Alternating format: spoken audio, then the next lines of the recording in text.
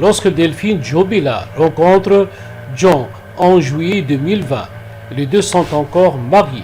Le professeur de piano de 41 lui révèle rapidement l'existence de sa femme Camille, prénom modifié, et de leur petit garçon. Le couple adultère se rencontre à plusieurs reprises, étant de moins en moins discret au fil des temps, comme le relève le nouveau détective. Mercredi 27 avril 2022, John ira jusqu'à inviter Delphine à son domicile conjugal en septembre. Il explique à sa femme Camille qu'il s'agit d'une élève désireuse d'apprendre le piano.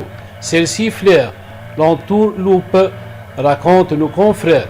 Pendant des mois, l'homme mentira à son épouse que l'infirmière n'est rien d'autre qu'une amie à qui il se confie. 16 mois après la disparition de Delphine Jobila, qui est devenue cette femme qui avait fini par découvrir la mascarade. Un suspect rapidement écarté, Camille et Delphine Jobila ne resteront pas des inconnus très longtemps. Après avoir menti à sa femme sur l'identité de son amante, tour à tour confidente, puis élève de piano, John finira par demander la séparation au mois de décembre 2020, une situation que sa compagne a du mal à accepter.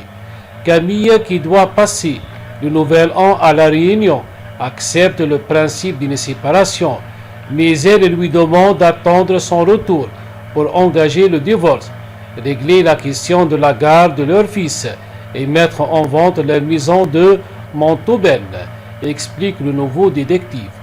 Le 13 décembre, elle découvre des échanges sans équivoque entre John et Delphine Jobila.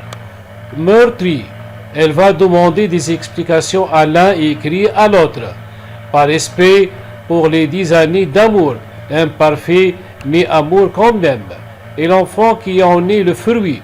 S'il vous plaît, ne poursuivez pas cette aventure, demandera-t-elle à sa rivale, avant de finalement capituler et de demander un peu de temps pour digérer la nouvelle.